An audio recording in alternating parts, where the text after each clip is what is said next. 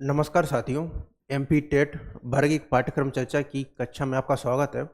आज हम MP TET वर्ग एक हिंदी का जो सिलेबस है उसकी चर्चा करेंगे और देखेंगे सिलेबस में है वो हमको कौन कौन से टॉपिक पढ़ना है और ये जो परीक्षा है एमपी टेट वर्ग एक उसका जो पाठ्यक्रम है वो किस तरीके का है और इसका जो संपूर्ण रणनीति है वो पाठ्यक्रम के अनुसार ही हुई, क्योंकि किसी भी एग्जाम को है वो क्वालिफाई करने का सबसे बेहतर हमारे पास दो ही स्रोत होती हैं। एक सबसे पहले हमारे पास पाठ्यक्रम हो और दूसरा उसका जो पीवाईक्यू हो। तो पीवाईक्यू की जो सीरीज है वो हमारी करीबन 10 क्लास हो चुकी हैं। तो अगर आपने वो पीवाईक्यू नहीं देखे हैं एमपी टेट वर्ग एक जिसमें पात्रता परीक्षा और चयन परीक्षा दोनों को पीवाईक्यू को सॉल्व कराया गया है, तो जो प्ले लिस्ट बनी हुई है आप वहाँ से वो पीवाईक्यू देखिए। और आज ही हमारी जो कक्षा है वो है पाठ्यक्रम की। तो पाठ्यक्रम में इसका जो मूल आधार है जो पाठ्य परीक्षा है उसमें 150 प्रश्न रहेंगे आपके पास। ये जो परीक्षा है इसमें 150 प्रश्न रहेंगे और प्रत्येक प्रश्न है वो 1 नंबर का रहेगा। इस तरीके से इसमें जो प्रश्नों का जो क्रम बनता है वो बनता है 150। और एमसीक्यू बेस्ड प्रश्न होंगे, सभी प्रश्न है वो अनिवार्य हैं। पात्रता परीक्षा के प्रश्न है वो एमसीक्यू होंगे। फिर है प्रश्न, प्रत्येक प्रश्न है 1 अंक का होगा और ऋणात्मक मूल्यांकन होगा प्रति 4 प्रश्नों के गलत उत्तर एक। ये जो है जब एमपी टेट का 2023 में जब प्रथम बार नोटिफिकेशन आया था तो उसमें वो नेगेटिव मार्किंग है उसको लिया गया था, लेकिन बाद में है उस नेगेटिव मार्किंग को कैंसिल कर दिया गया था। और आने वाली जो आपका एग्जाम होगा एमपी टेट का उसमें भी नेगेटिव मार्किंग है वो नहीं होगी। इस तरीके से एमपी टेट में जो नेगेटिव मार्किंग है वो नहीं होती है। और ये जो 150 प्रश्न है एमपी टेट के वो 2 भागों में विभाजित होते हैं। प्रश्न पत्र के वो 2 भाग होंगे, भाग आ एवं भाग बा। भाग आ है वो सभी के लिए अनिवार्य होगा और भाग बा के अंतर्गत जो शामिल विषयों में से किसी एक विषय का। इसका जो अर्थ है वो है कि इसमें जो 150 प्रश्न है वो आपके 2 भागों में विभाजित होंगे। जो 150 प्रश्न है वो आपके 2 भागों में विभाजित होंगे। एक होगा 30 जो सभी के लिए कॉमन होंगे और दूसरे होंगे 120 प्रश्न जो आपके जो विषय है आपने जो पीजी किया है विषय और जो आपका पीजी में विषय है उससे संबंधित होंगे। और जो 30 प्रश्न है उसमें हिंदी, इंग्लिश, पेडालॉजी वगैरह इत्यादि के जो प्रश्न है वो 30 देखने को मिलेंगे। और इसके अलावा जो सबसे ज़्यादा वेटेज रहेगा वो रहेगा आपके विषय का 120 नंबर का। तो इस तरीके से इसमें 150 प्रश्न रहते हैं। 120 का जो है वो विषय का है और 30 जो प्रश्न है वो हमारे ओवरऑल जो कॉमन है वो सब्जेक्ट का रहता है। तो प्रश्न है वो एमसीक्यू बेस्ड होंगे और 150 अंकों का एक प्रश्न पत्र होगा और इसमें कोई भी नेगेटिव मार्किंग है वो नहीं है। अगर हम विषय वस्तु अगर देखें तो ये जो विषय वस्तु है वो है आपकी भाग आ, जिसकी चर्चा हमने पहले भी की है। ये है हमारा भाग आ और भाग आ के अंतर्गत हमारे पास हैं 30 प्रश्न और 30 प्रश्न है और 30 ही जो नंबर है उसके ये प्रश्न है। तो उसमें सबसे पहले है हमारी सामान्य हिंदी। तो इसमें जो सामान्य हिंदी है उसमें जो आपके अर्थ, विलोम, पर्यायवाची, सामान्य अर्थी, व्याकरण वगैरह उसके प्रश्न देखने को मिलेंगे। तो इसमें पहला पार्ट है सामान्य हिंदी का 30 में और इनकी जो प्रश्नों की संख्या है वो है 8। तो सामान्य हिंदी है इसमें 8 एमसीक्यू है और इनका जो मार्क्स है वो है 8। फिर उसके पश्चात है सामान्य अंग्रेजी। सामान्य अंग्रेजी की जो प्रश्नों की संख्या वो है आपकी 5। तो इस तरीके से जो सामान्य हिंदी है उसका वेटेज है वो ज़्यादा है, उसके प्रश्न हैं 8 और सामान्य अंग्रेजी है उसका वेटेज है कम और इसके जो एमसीक्यू है वो है 5 प्रश्न और 5 ही मार्क्स। फिर इसके पश्चात है सामान्य ज्ञान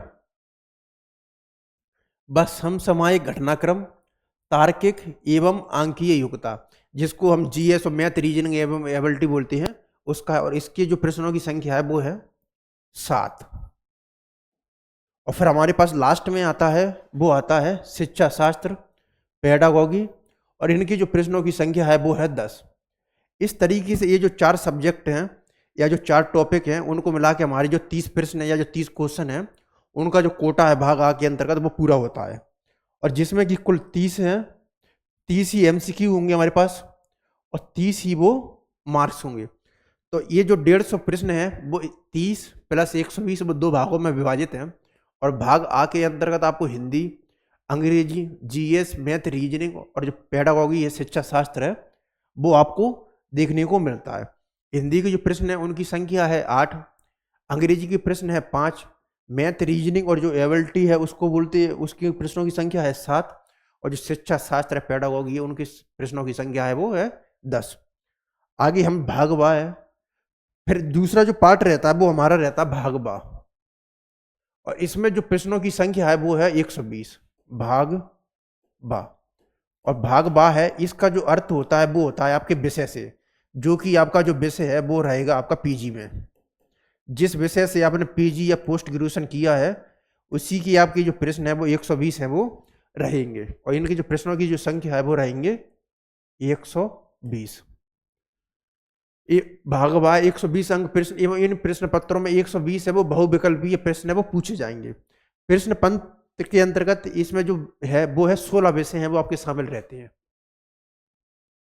तो आप हैं जो वर्ग 1 का जो एग्जाम है वो 16 विषय है उसके अंतर्गत है वो दे सकते हैं, ये नोटिफिकेशन में वो उल्लेखित है।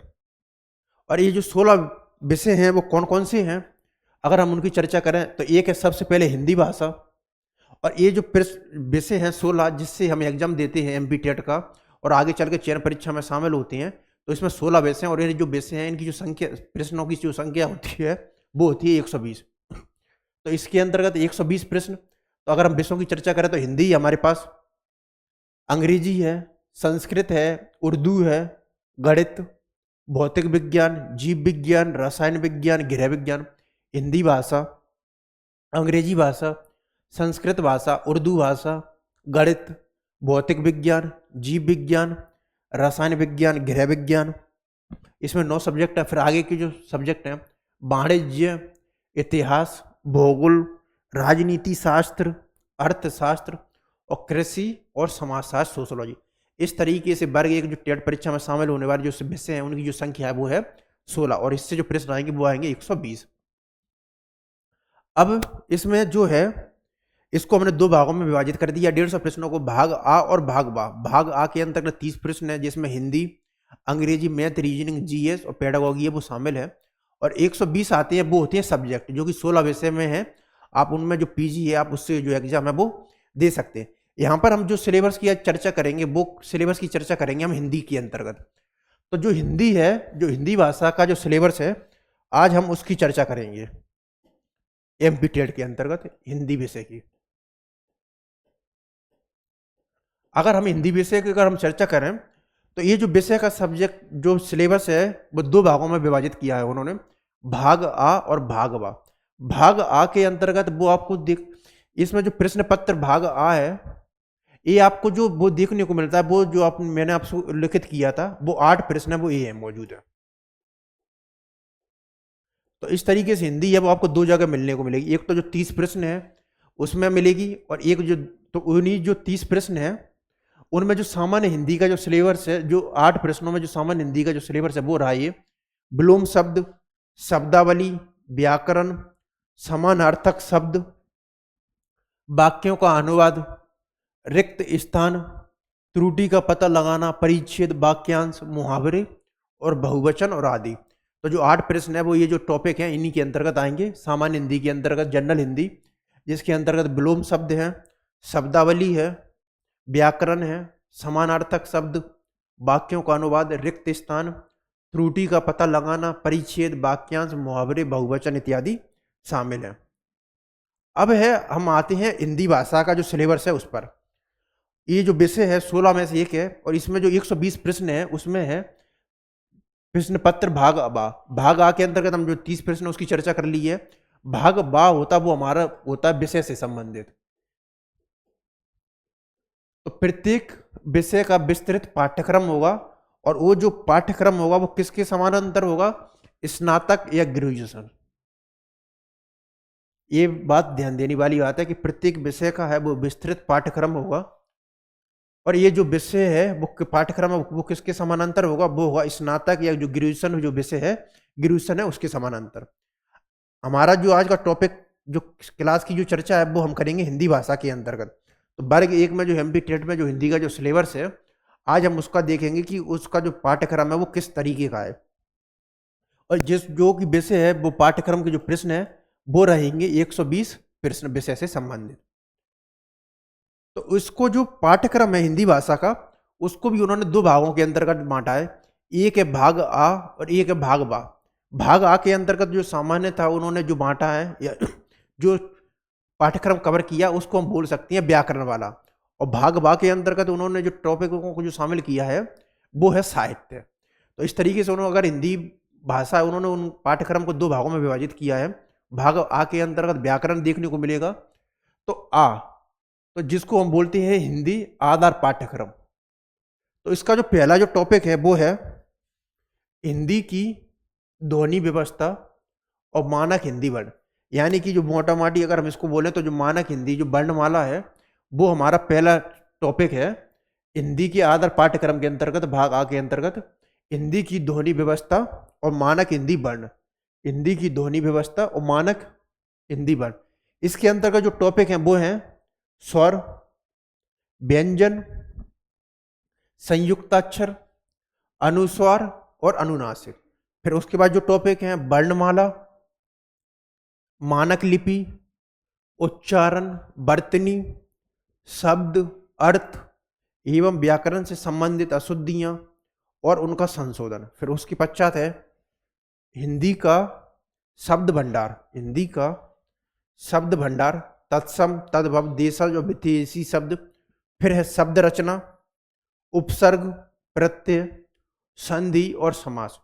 तो जो पहला जो टॉपिक है मानक हिंदी, हिंदी की ध्वनि व्यवस्था और मानक हिंदी वर्ण, इसके अंतर्गत उन्होंने जो ये जो टॉपिक हैं उनको शामिल किया है। स्वर, व्यंजन, संयुक्ताक्षर, अनुस्वार और अनुनासिक, इसको हम एक तरफ रख सकते हैं।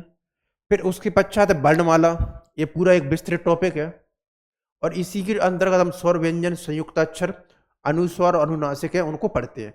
फिर है मानक लिपि, उसके पश्चात उच्चारण, वर्तनी, शब्द, अर्थ एवं व्याकरण से संबंधित अशुद्धियां एवं उनका संशोधन। हमारे पास कोई शब्द होगा या एक पूरा का पूरा वाक्य होगा तो वहां पर हमको वो एमसीक्यू में हमको सही जो विकल्प है वो देखना पड़ेगा कि वाक्य में है वो कौन सी है, वो वर्तनी अशुद्धि है या जो वर्तनी है और जो शब्द लिखा है उसका जो वर्तनी रूप में वो सही है वो क्या होता है। इसके अंतर्गत ये देखने को मिलेगा। फिर है हिंदी का जो शब्द भंडार है उसके अंतर्गत है तत्सम, तद्भव, देशज और विदेशज शब्द। तो तत्सम, तद्भव, देशज और विदेशज हिंदी का जो शब्द भंडार है। फिर उसके पश्चात शब्द रचना में मिलेगा आपको उपसर्ग और प्रत्यय और अंततः है संधि और समास। तो ये जो पहला जो टॉपिक है मानक हिंदी की ध्वनि व्यवस्था और मानक हिंदी वर्ण, अगर हम इसको अगर देखें तो इसमें जो टॉपिक हमारे लिए महत्वपूर्ण हो जाता है, इसमें शब्द रचना में उपसर्ग और प्रत्यय, संधि और समास, वर्णमाला और तत्सम और तद्भव, देशज और विदेशज जो शब्द हैं, ये जो टॉपिक हैं वो हमारे लिए बहुत ही जरूरी और महत्वपूर्ण हो जाते हैं। फिर अगला जो उसमें जो टॉपिक दिया है सिलेबस में वो है हिंदी की वाक्य रचना, हिंदी की वाक्य रचना। तो हिंदी की जो वाक्य रचना है उसके जो अंतर्गत है उसमें वाक्यों के भेद, तो वाक्यों के भेद उन्होंने रचना की दृष्टि से वाक्यों के 3 भेद होते हैं, सरल, मिश्र और संयुक्त वाक्य। फिर दूसरा टॉपिक है वो है हिंदी की वाक्य रचना, और वाक्य रचना के अंतर्गत जो वाक्यों भेद में रचना की दृष्टि से वो वाक्यों के 2 भेद होते हैं, सरल, संयुक्त और मिश्रित। फिर है अर्थ की दृष्टि से जो वाक्यों के जो भेद होते हैं वो है 8। तो इसमें जो सभी के सभी जो 8 प्रकार हैं वो मौजूद है। विधिवाचक, निषेधवाचक, आज्ञावाचक, प्रश्नवाचक, विस्मयवाचक, संदेहवाचक, इच्छावाचक और संकेतवाचक। फिर उसके पश्चात आता है वाक्यों का रूपांतरण, सरल से मिश्रित, मिश्रित से संयुक्त, और जो वाक्यों का जो रूपांतरण किया जाता है वो, और अंततः आता है विराम चिन्ह। तो जो टॉपिक है दूसरा हिंदी की वाक्य रचना, वाक्य रचना के अंतर्गत सब टॉपिक में उन्होंने वाक्यों के भेद, तो वाक्यों के भेद को उन्होंने 2 भागों में डिवाइड कर दिया, वो है रचना की दृष्टि से और अर्थ की दृष्टि से। रचना की दृष्टि से 3 वाक्यों को पढ़ना है हमको, सरल, मिश्र और संयुक्त, और अर्थ की दृष्टि से वाक्य होते हैं 8, तो उन्होंने उनके उदाहरण दी है। फिर उसके पश्चात वाक्यों का रूपांतरण, मिश्रित से संयुक्त और संयुक्त से मिश्रित, और अंत में आते हैं हमारे पास विराम चिन्ह की, अगर कोई वाक्य होगा तो उसमें कौन से जो विराम चिन्ह है उसका प्रयोग किया जाएगा। फिर उसके पश्चात है हिंदी की अर्थव्यवस्था, हिंदी की अर्थव्यवस्था, वाक्य भेद हो चुका है। फिर हिंदी की अर्थव्यवस्था, तो उसमें है पर्यायवाची, विलोम, पर्यायवाची, विलोम, एकार्थक, अनेकार्थक शब्द, अनेक के लिए एक शब्द, एक शब्द के विभिन्न प्रयोग, और अंततः है मुहावरे और लोकोक्तियां। तो जो दूसरा जो सब टॉपिक है वो है हिंदी की अर्थव्यवस्था, और हिंदी की अर्थव्यवस्था के अंतर्गत है पर्यायवाची विलोम, पर्यायवाची विलोम, एकार्थक, अनेकार्थक शब्द, अनेक के लिए एक शब्द के विभिन्न प्रयोग, और मुहावरे और लोकोक्तियां। तो इस तरीके से हमारा जो पहला जो टॉपिक था भाग आ के अंतर्गत आधार पाठ्यक्रम के अंतर्गत वो था मानक हिंदी की ध्वनि व्यवस्था और वर्णमाला। इसमें हमने संधि समास तत्सम तद्भव देशज वर्णमाला जो मानक लिपि है इत्यादि है वो प्रमुख टॉपिक है। फिर दूसरा जो सब टॉपिक आता है वो आता है हिंदी की वाक्य संरचना। वाक्य संरचना में उन्होंने रचना की दृष्टि से, अर्थ की दृष्टि से, विराम चिन्ह और उनको जो वाक्यों का जो रूपांतरण है वो प्रश्न पूछे जाएंगे, वो सिलेबस में मौजूद है। फिर है हिंदी की अर्थव्यवस्था।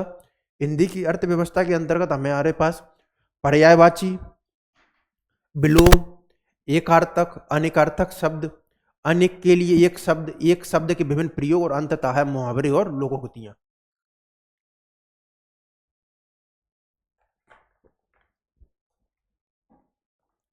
इसके पश्चात है हमारे पास फिर अंततः जो भाग आ है आधार पाठ्यक्रम, उसमें हमारे पास 4 टॉपिक हैं वो शेष रह जाते हैं। उनमें एक है अपठित गद्यांश और संक्षेपण, अपठित गद्यांश और संक्षेपण। फिर है हिंदी के प्रमुख कवि और उनकी कृतियां। यह जो बात है वो एक तरह से वो सिलेबस है वो महासागर है, क्योंकि 1000 वर्षों से ज़्यादा का हिंदी का साहित्य है और उसके प्रमुख कवि और उनकी कृतियां हैं। तो ये जो सिलेबस की जो पंक्तियां ना वो एक तरह से जो महासागर है कि उसमें अनेक प्रकार के कवि हुए हैं और उनकी कृतियां। लेकिन सवाल उन्हीं फिर से आते हैं जो कि हिंदी के प्रमुख कवि रहे हैं और उनकी कृतियां हैं। जैसे कि जयशंकर प्रसाद है तो आपको आंसू, लहर, झरना और कामायनी वो पता होना चाहिए। सूर्यकांत त्रिपाठी निराला है तो कुकुरमुत्ता, राम की शक्ति पूजा, तुलसीदास, जूही की कली, बादल राग, जागो फिर एक बार जैसी रचना है वो आपको पता होने चाहिए। अगर महादेवी वर्मा है तो उनके जो काव्य संग्रह रश्मि, नीरजा, निहार और सांद गीत है वो आपको पता होना चाहिए। तो अगर हमारे पास अगर कोई अजीब ही तरह का प्रश्न आ गया तो उसकी गारंटी नहीं है, लेकिन अगर बेसिक प्रश्न है तो वो आपसे है वो सॉल्व है वो होना चाहिए, और यही किसी भी एग्जाम को जो क्वालिफाई करने की जो बेसिक नीड है वो होती है। फिर उसके पश्चात है वो है निबंध और पत्र लेखन। अब सवाल उठता है कि ये निबंध और पत्र लेखन क्या हमको इसमें लिखना है कि डिस्क्रिप्टिव टाइप में, तो ऐसा नहीं है। तो जो पत्र लेखन में जो औपचारिक और अनौपचारिक होता है, कौन सा औपचारिक का टाइप है कौन सा अनौपचारिक का है, तो उस तरीके से इसमें एमसीक्यू बनते हैं। फिर अंततः है इस तरफ है काव्य, तो इस तरफ है गद्य, हिंदी के प्रमुख लेखक और उनकी कृतियां। तो जिस तरीके से काव्य पर भी ये बात लागू होती है उसी तरीके से जो गद्य है उस पर भी ये बात लागू होती है। तो आधुनिक हिंदी का जो गद्य का जो आरंभ है वो भारतेंदु युग है, और वो भारतेंदु युग है उनसे माना जाता है।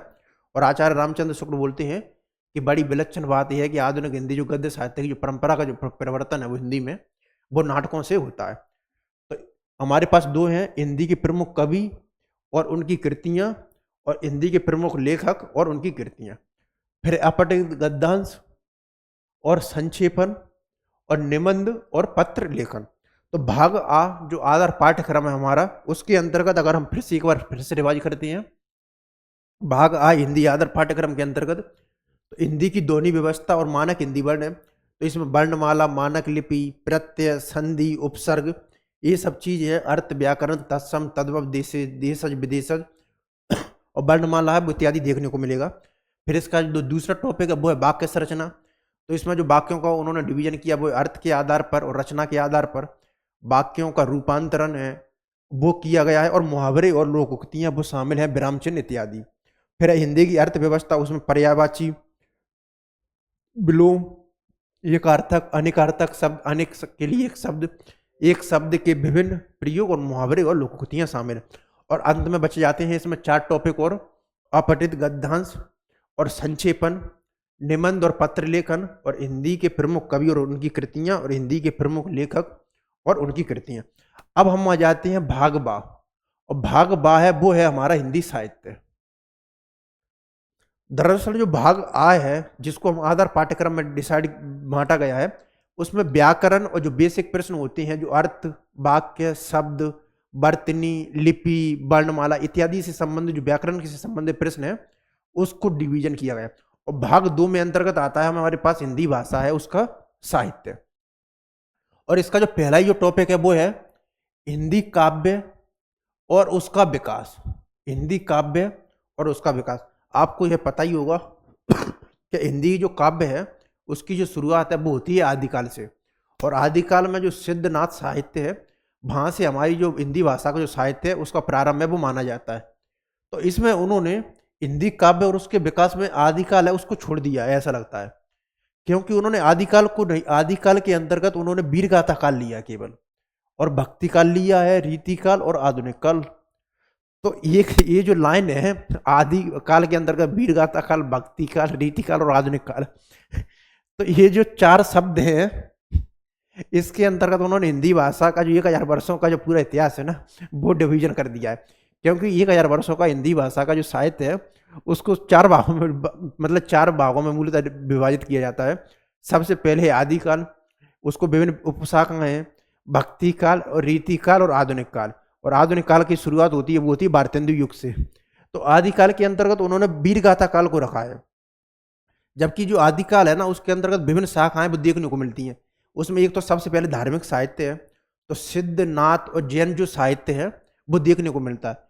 वो उन्होंने वीर गाथा काल में नहीं रखा है, लेकिन हालांकि कई जो जैन कवि हुए हैं उन्होंने आत्मचरित्र काव्य लिखने के साथ जो वीर गाथात्मक काव्य है उनकी परंपरा का प्रवर्तन भी किया था। तो अगर उन्होंने वीर गाथा काल लिखा है तो इस लिहाज से हमको उसमें जो जैन कवियों की जो रचनाएं हैं वो पढ़ना पड़ेंगी, और वो पढ़ना पड़ेंगी तो उसमें वो वीर गाथा काल के अंतर्गत वो शामिल होती हैं। तो इस तरीके से हम जो सिद्ध नाथ और जो जैन साहित्य है उसको भी इग्नोर और नेग्लेक्ट नहीं कर सकते, वहां से भी प्रश्न बनेंगे।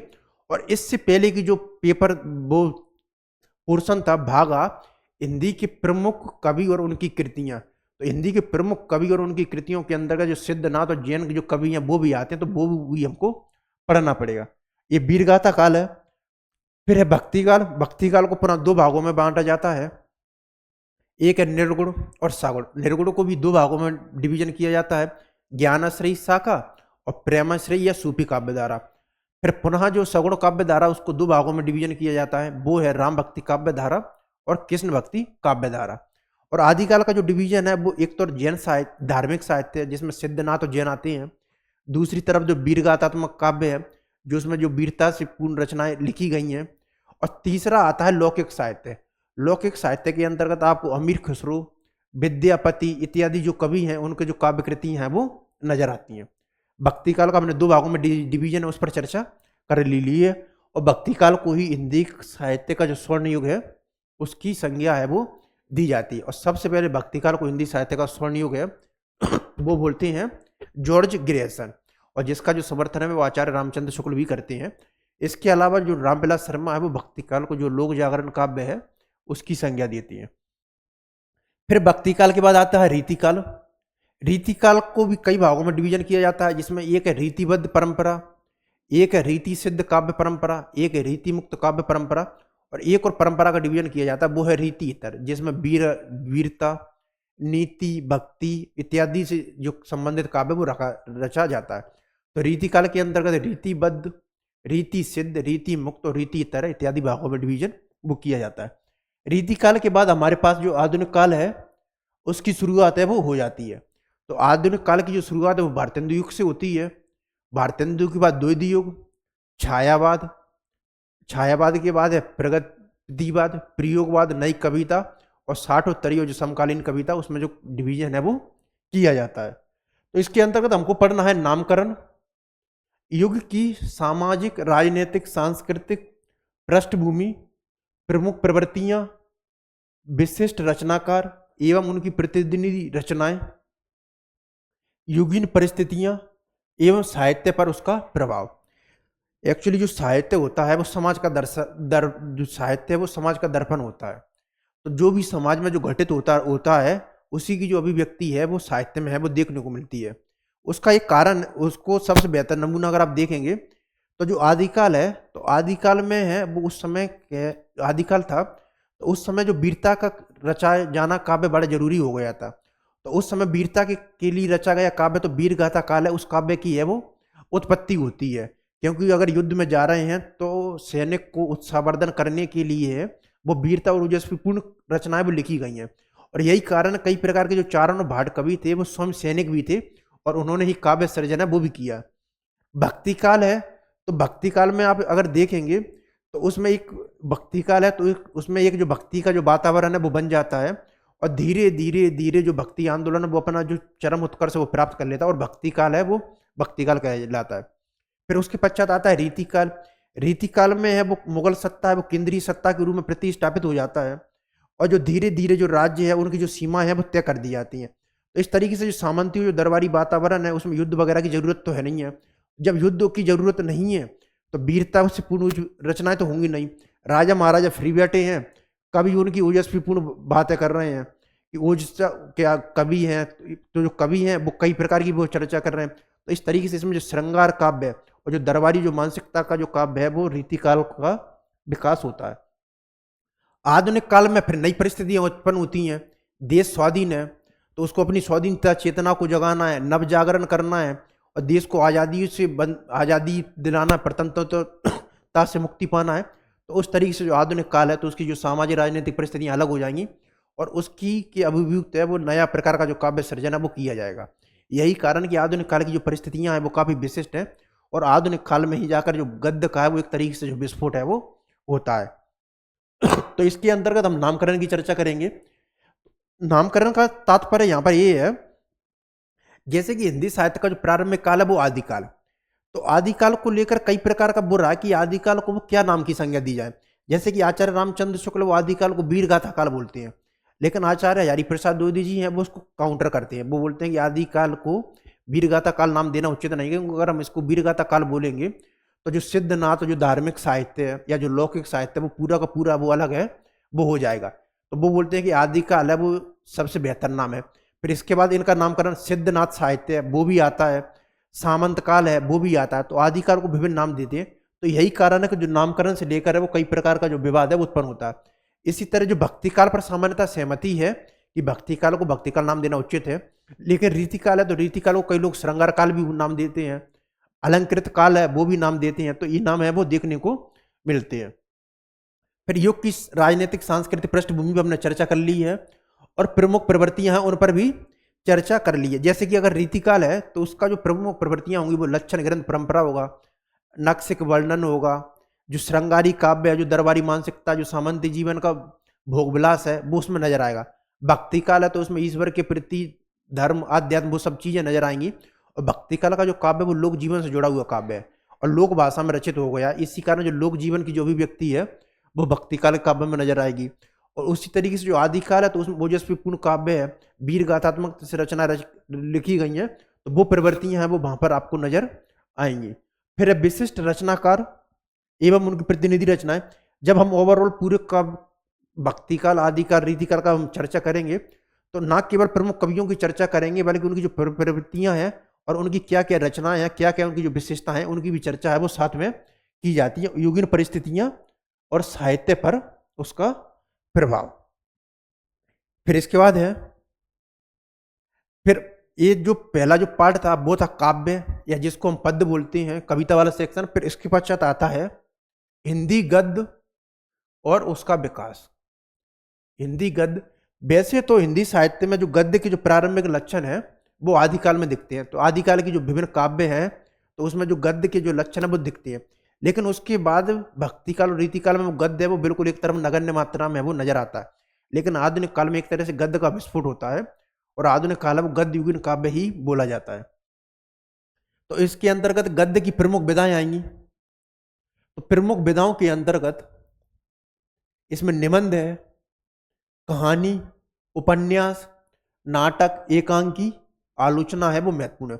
तो जो गद्य की जो प्रमुख विधाएं हैं उसमें निबंध है, कहानी है, उपन्यास है, नाटक है, एकांकी है और आलोचना है। फिर आते हैं हमारे पास गद्य की गौण विधाएं।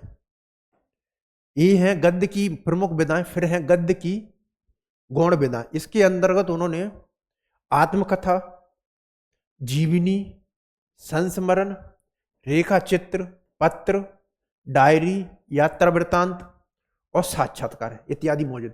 तो गद्य की जो प्रमुख विधाएं तो एक तरफ है निबंध, कहानी, उपन्यास, नाटक, एकांकी, आलोचना। तो हिंदी में जो निबंध है या जो आलोचना है उसका जो विभाजन है वो आचार्य रामचंद्र शुक्ल पूर्व युग, शुक्ल युग जो शुक्ल पश्चात युग है उसमें डिवीजन वो किया जाता है। दूसरी तरफ जो कहानी और उपन्यास है वो प्रेमचंद पूर्व युग, प्रेमचंद युग और प्रेमचंद पश्चात युग उसमें विभाजित किया जाता है। और नाटक है वो प्रसाद पूर्व युग, प्रसाद युग और प्रसादोत्तर युग है उसमें डिवीजन है वो किया जाता है। फिर है गद्य की गौण विधाओं में आत्मकथा।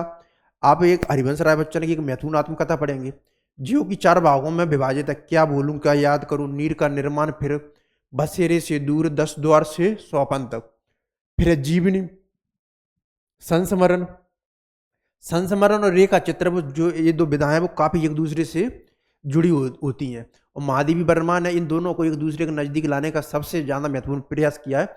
इसके कारण महादेवी वर्मा की जो रचना लिखी गई है उनको रेखा चित्र संस्मरणात्मक है वो बोला जाता है। उसमें अतीत के चलचित्र, स्मृति की रेखा, पथ के साथ ही है वो महत्वपूर्ण है। फिर पत्र, पत्र एक कवि है वो दूसरे कवि या लेखक को जो पत्र लिखता है तो वो सब उसकी चर्चा की जाती है। डायरी, जैसे एक लेखक की डायरी है वो काफी महत्वपूर्ण है जो कि गजानन माधव मुक्तिबोध की है। हिंदी में यात्रा वृत्तांत है ये भी काफी महत्वपूर्ण है। आज्ञा की जो यात्रा वृत्तांत है वो काफी महत्वपूर्ण है। अरे अयावर याद रहेगा, एक बूंद से ऐसा उछली। इसके अलावा जो राहुल सांग करते हैं ना वो तो अपनी जो घुमक्कड़ी प्रवृत्ति है या और जो यायावर प्रवृत्ति है उसके लिए ही जाने जाते हैं। फिर है और साक्षात्कार। फिर उसके पश्चात आता है सभी प्रमुख गौण एवं गौण विधाओं का प्रारंभ, विकास, प्रमुख प्रवृत्तियां, प्रमुख साहित्यकार एवं उनकी रचनाएं।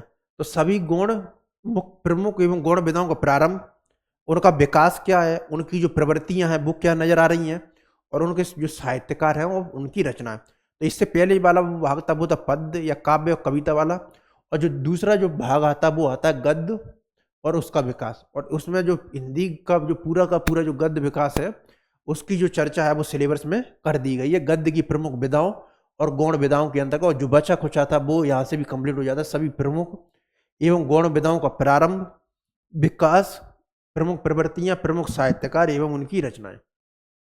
फिर उसके पश्चात है काव्यांग विवेचन।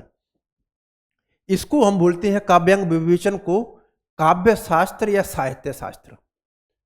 ये जो काव्यांग विवेचन है इसको हम बोलते हैं अन्य शब्दों में काव्य शास्त्र या साहित्य शास्त्र। तो इसके अंतर्गत सबसे पहले है काव्य की परिभाषा, कि जो विभिन्न कवि या आलोचक या साहित्य आलोचक हुए हैं उन्होंने जो काव्य की परिभाषा वो क्या दी है। जैसे कि रसात्मक वाक्यम काव्यम, वो काव्य की परिभाषा दी गई है कि रसयुक्त वाक्य वही काव्य। तो इसी तरीके से विभिन्न जो आचार्य हुए हैं उन्होंने काव्य की जो परिभाषा दी है उसकी चर्चा की गई है। फिर है काव्य के विभिन्न भेद और उनका सामान्य परिचय, जैसे कि महाकाव्य, खंड काव्य, दृश्य काव्य, ये जो सभी है काव्य के प्रमुख जो भेद हैं उनकी भेद और उनका सामान्य परिचय। फिर अंत में महत्वपूर्ण आता वो है रस, छंद और अलंकार, इनकी चर्चा की गई है। ये रस भी पढ़ना है हमको, छंद भी और अलंकार भी। इसके पश्चात आते हैं काव्य गुण। 3 काव्य गुण होती हैं, प्रसाद, माधुर्य और ओज। तो 3 जो काव्य गुण उनकी चर्चा करनी है, पढ़ना है, काव्य गुण, प्रसाद, माधुर्य और ओज। और उसके पश्चात आती हैं शब्द शक्तियां, 3 प्रकार की शब्द शक्तियां, अभिधा, लक्षणा और व्यंजना। तो यहाँ पर जो काव्यांग विवेचन ने जो काव्य शास्त्र दिया है वो आप देंगे ज्यादा टेक्निकल नहीं है। ये जो काव्य शास्त्र है वो काफी बेसिक है यूजीसी नेट की तुलना में। तो रस, छंद, अलंकार हम पढ़ते ही आ रहे हैं, तो वो दिया है रस, छंद, अलंकार। इसके अलावा जो काव्य गुण है वो हम पढ़ते ही आ रहे हैं उसको, प्रसाद, माधुर्य, ओज, और 3 शब्द शक्तियां, अभिधा, लक्षणा और व्यंजना। एक काव्य की परिभाषा एक छोटा ही सा टॉपिक है जिसमें विभिन्न संस्कृत आलोचक और जो हिंदी के जो कवि हुए हैं और आचार्य हुए हैं उन्होंने काव्य की परिभाषा है वो क्या क्या दी है। फिर काव्य के विभिन्न भेद, ये भी ज्यादा महत्वपूर्ण नहीं है, और उनका सामान्य परिचय। फिर उसके पश्चात आता है भाषा खंड, हिंदी भाषा और साहित्य।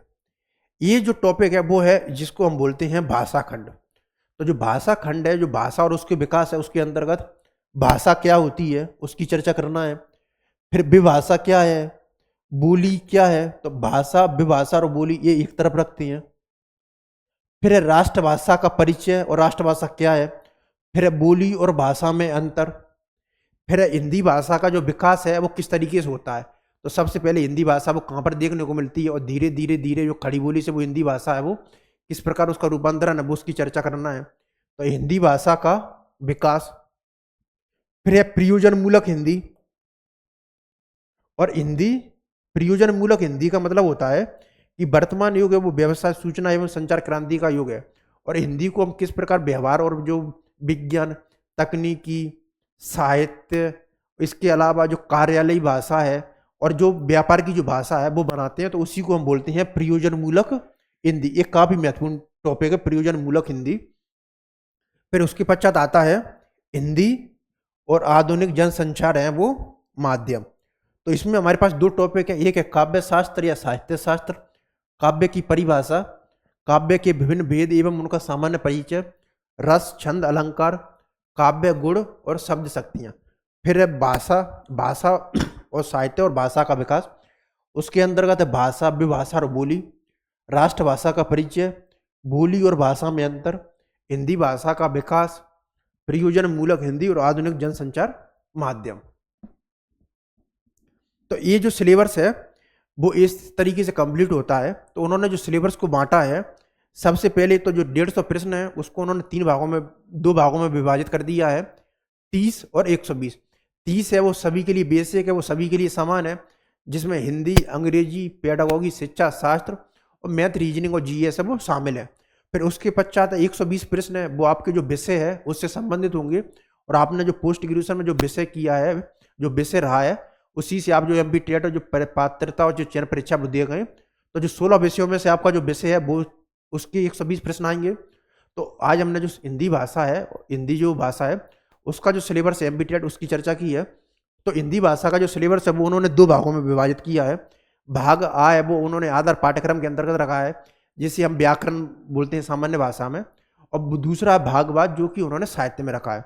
भाग आ में व्याकरण के अंतर्गत उन्होंने उनको बांटा है, तो उसमें वर्णमाला, संधि, समास, उपसर्ग, प्रत्यय, तत्सम, तद्भव, देशज, विदेशज, ये जो सभी टॉपिक वो शामिल है। इसके अलावा वाक्य हैं और जो अर्थ हैं वो शामिल है।